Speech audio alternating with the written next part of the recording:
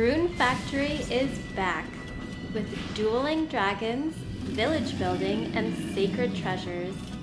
I've been eagerly awaiting this entry since its reveal in May 2023, and now that it's finally here, there's so much to discover.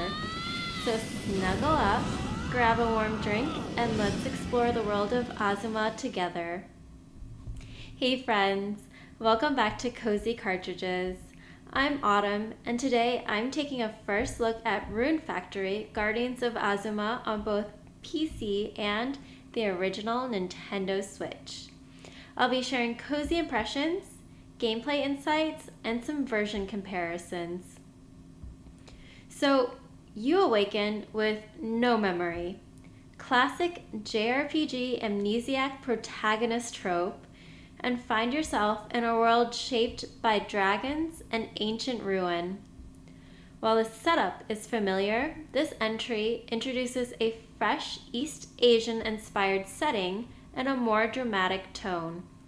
As an earth dancer, you travel across 4 seasonal villages to purify them from the blight caused by the celestial collapse.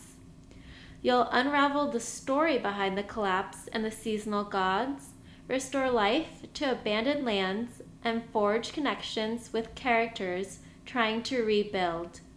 It's sincere, heartfelt, and full of that whimsical Rune Factory charm with just enough mystery to keep you intrigued. Rune Factory has always blended slice-of-life charm with light adventure, and Guardians of Azuma streamlines some of that. As village chief, you can assign tasks to automate farming, logging, and mining. You build cultivation tiles right from building mode, and tool switching is a thing of the past. Everything you need is mapped to your button presses. Crafting has also been simplified. Instead of placing individual forges or cooking tools, you'll cook at tea houses or campfires and forge at the local blacksmith. I kind of miss having my cozy little row of crafting tools, but this keeps things tidy. Monster taming returns, but with a twist.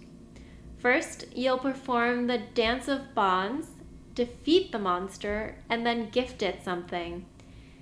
It's more elaborate than brushing a monster or gifting them something like turnips, all the while scurrying away to avoid a damaging blow, but it adds a bit of a flair.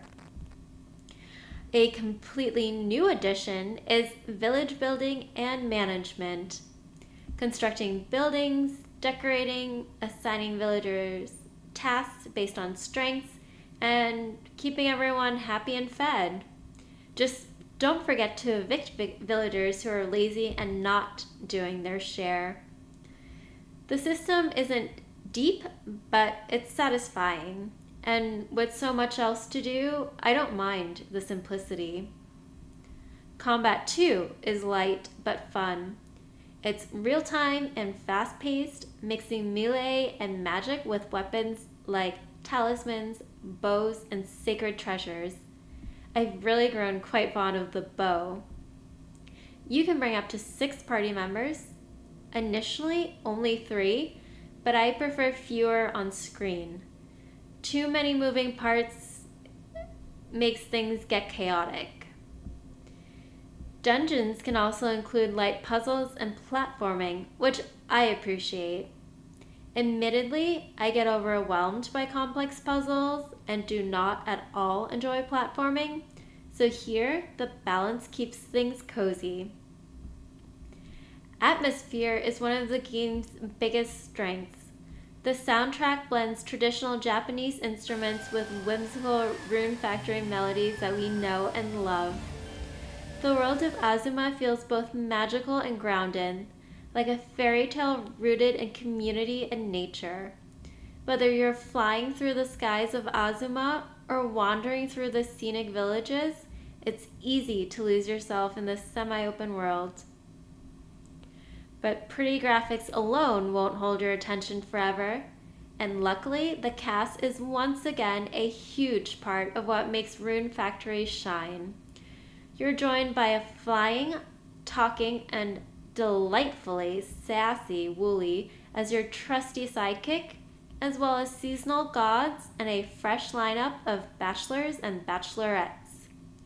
There's a cozy balance between familiar archetypes and quirky new personalities. While the character development isn't as deep as fan favorite Rune Factory 4, the interactions are still warm and the bonding of events rewarding. You can talk to NPCs, grab a bite to eat with them, venture out to the forest, ocean, or waterfall with them, and even, yes please, nap with them. So, who's my favorite so far? Maybe the brooding swordsman with a mysterious and perhaps tragic past, or possibly the literal god of the underworld. I'll let you know once I've romanced them both. So let's talk performance. I've been playing on both PC and the original Nintendo Switch, and the difference is noticeable. On PC, the game runs smoothly. Clean visuals, stable frame rates, and fast transitions.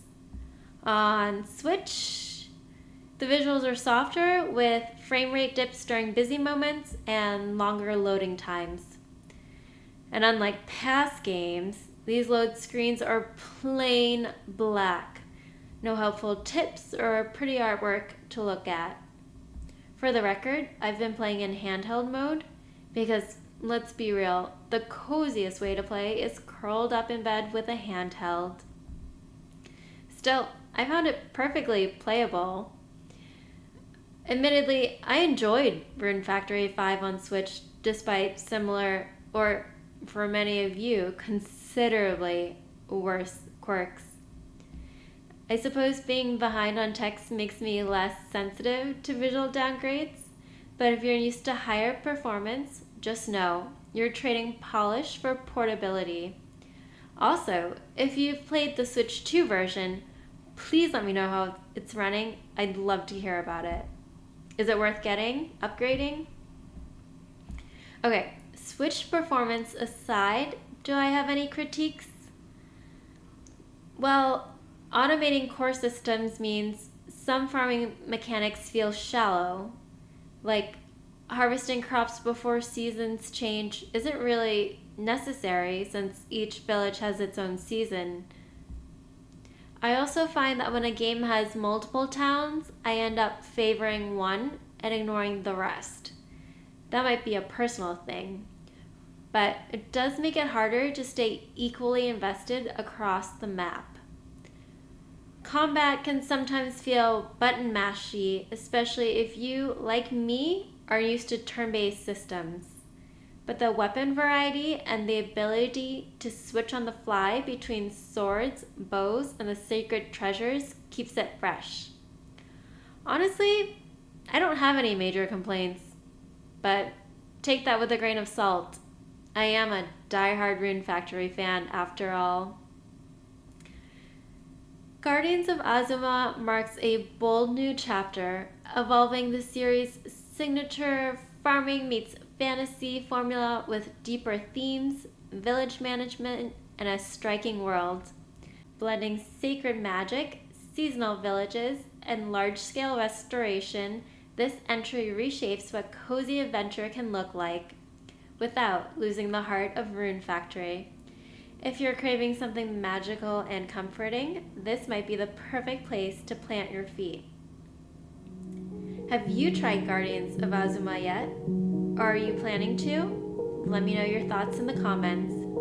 If you enjoyed this cozy review, feel free to like, subscribe, and stick around for more gaming nostalgia. Until next time, stay warm, stay cozy, and happy adventuring.